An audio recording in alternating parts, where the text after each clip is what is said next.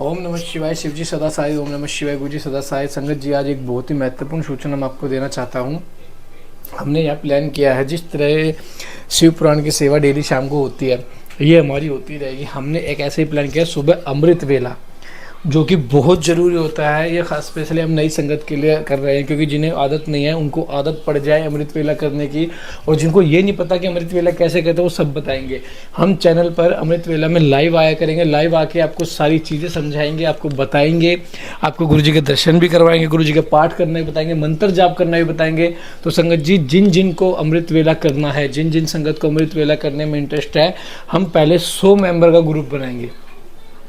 Channel पे live आएंगे वो तो अलग से है, लेकिन 100 मेंबर एक ग्रुप बनाएंगे। ग्रुप में एक कॉल होगी डेली सुबह 3 बजे, ताकि सभी को उठाया भी जाएगा, सभी को टाइम दिया जाएगा कॉल करने के बाद आधे घंटे का, कि सभी उठ के तैयार हो जाओ, नहा धो लो, जिसके हाथ मुंह धोना उन्हें हाथ मुंह धो लो और अमृत वेला करने के लिए बैठ जाओ। फिर लाइव आके जपजी साहिब का पाठ ऑन कर देंगे।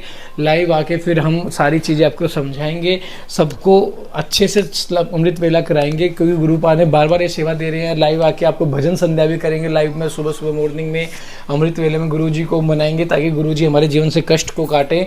जो भी संगत इस चीज़ में इंटरेस्टेड हो, मुझे व्हाट्सएप पे मैसेज डाल दे और इस वीडियो को आगे 10 लोगों तक शेयर करें, क्योंकि जल्दी से जल्दी अमृत वेला का ग्रुप बनाएंगे और स्टार्ट करेंगे। जय गुरु जी। शुक्राना गुरु जी। जय गुरु जी। जय गुरु जी।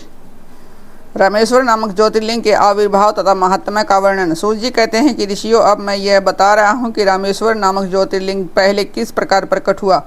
इस प्रसंग को तुम आदर पूर्वक सुनो। भगवान विष्णु के राम अवतार में जब रावण सीता जी को हरकर लंका में ले गया, तब सुग्रीव के साथ 18 पद्म वानर सेना लेकर श्री राम समुद्र तट पर आए। वहाँ वे विचार करने लगे कि कैसे हम समुद्र को पार करेंगे और किस प्रकार रावण को जीतेंगे। इतने में ही श्री राम को प्यास लगी। उन्होंने जल मांगा और वानर मीठा जल ले आए। श्री राम ने प्रसन्न होकर वह जल ले लिया। तब तक उन्हें स्मरण हो आया कि मैंने अपने स्वामी भगवान शंकर का दर्शन तो किया ही नहीं, फिर यह जल कैसे ग्रहण कर सकता हूँ। ऐसा कहकर उन्होंने उस जल को नहीं पिया। जल रख देने के पश्चात रघुनंदन ने पार्थिव पूजन किया। आवाहन आदि 16 उपचारों का प्रस्तुत करके विधि पूर्वक बड़े प्रेम से शंकर जी की अर्चना की। प्रणाम तथा दिव्य स्तोत्रों द्वारा यत्न पूर्वक शंकर जी को संतुष्ट करके श्री राम ने भक्ति भाव से उनसे प्रार्थना की। श्री राम बोले, उत्तम व्रत का पालन करने वाले मेरे स्वामी देव महेश्वर, आपको मेरी सहायता करनी चाहिए। आपके सहयोग के बिना मेरे कार्य की सिद्धि अत्यंत कठिन है। रावण भी आपका ही भगत है, वह सबके लिए सर्वथा दुर्जय है, परंतु आपके दिए हुए वरदान से वह सदा दर्प में भरा रहता है। वह त्रिभुवन विजय महावीर है। उधर मैं भी आपका दास हूँ, सर्वथा आपके अधीन रहने वाला हूँ। सदाशिव यह विचार कर आपको मेरे प्रति पक्षपात करना चाहिए। सूर्य जी कहते हैं कि इस प्रकार प्रार्थना और बारंबार नमस्कार करके उन्होंने उच्च स्वर से जय शंकर जय शिव इत्यादि का उद्घोष करते हुए शिव का सत्वन किया।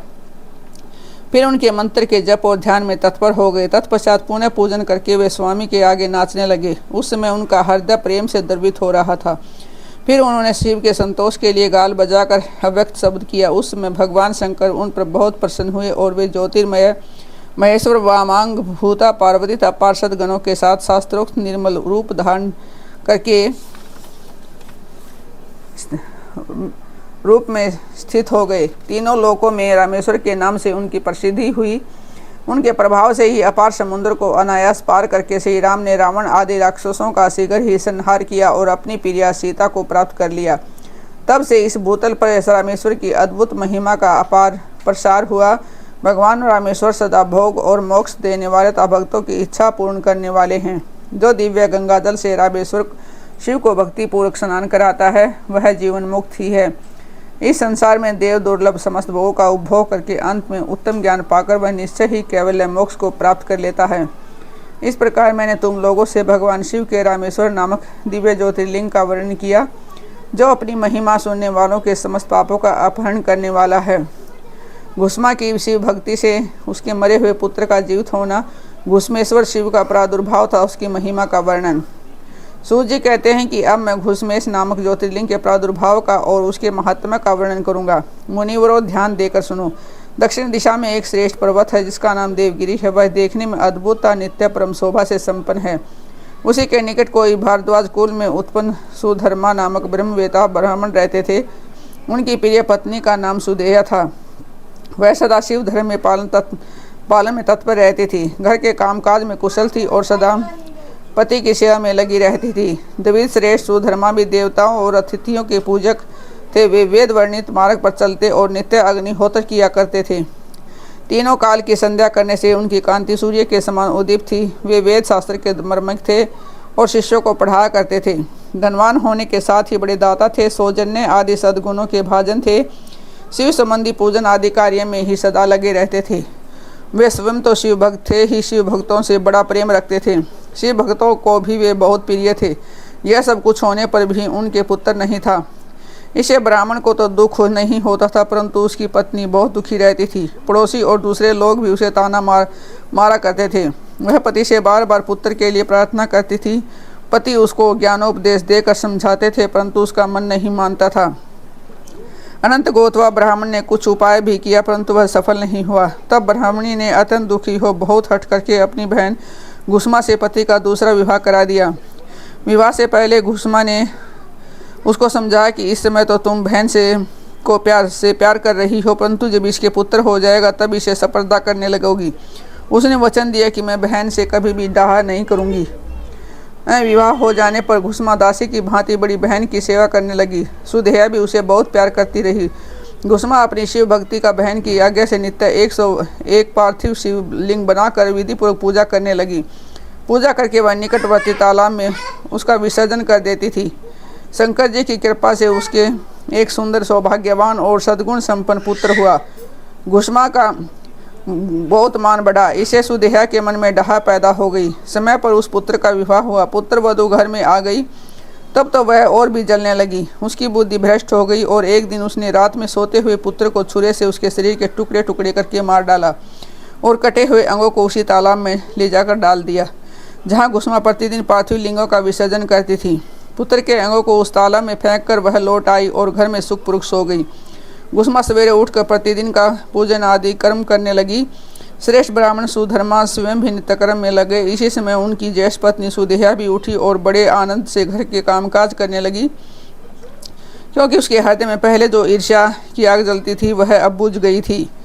प्रातःकाल जब बहू ने उठकर पति की सैया को देखा तो खून से भीगी दिखाई दी और उस पर शरीर के टुकड़े टुकड़े दृष्टिगोचर हुए। इससे तो बड़ा दुख हुआ।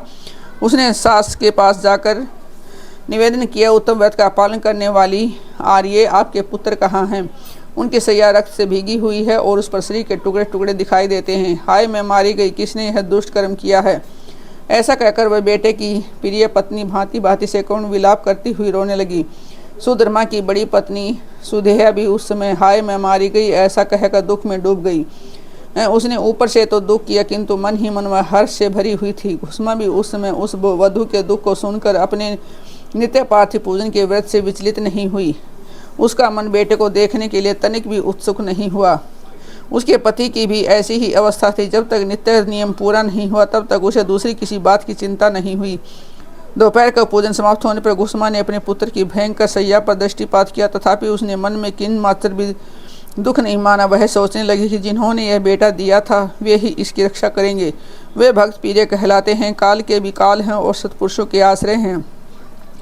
एकमात्र वे प्रभु सर्वेश्वर शंभु ही हमारे रक्षक हैं। वे माला गूंथने वाले पुरुष की भांति जिनको जोड़ते हैं उनको अलग भी करते हैं। अतः अब मेरे चिंता करने से क्या होगा? इस तत्व का विचार करके उसने शिव के भरोसे धैर्य धारण किया और उस समय दुख का अनुभव नहीं किया। वह पूर्ववत पार्थिव शिवलिंगों को लेकर सर्वचित से शिव के नामों का उच्चारण करती हुई तालाब के किनारे गई। उन पार्थिव शिवलिंगों को तालाब में डालकर वह लौटने लगी तो उसे अपना पुत्र उसी तालाब के किनारे खड़ा दिखाई दिया। सूर्य जी कहते हैं कि ब्राह्मणों उस समय वहाँ अपने पुत्र को जीवित देखकर उसकी माता घुसमा तो न तो हर्ष हुआ और न ही विषाद।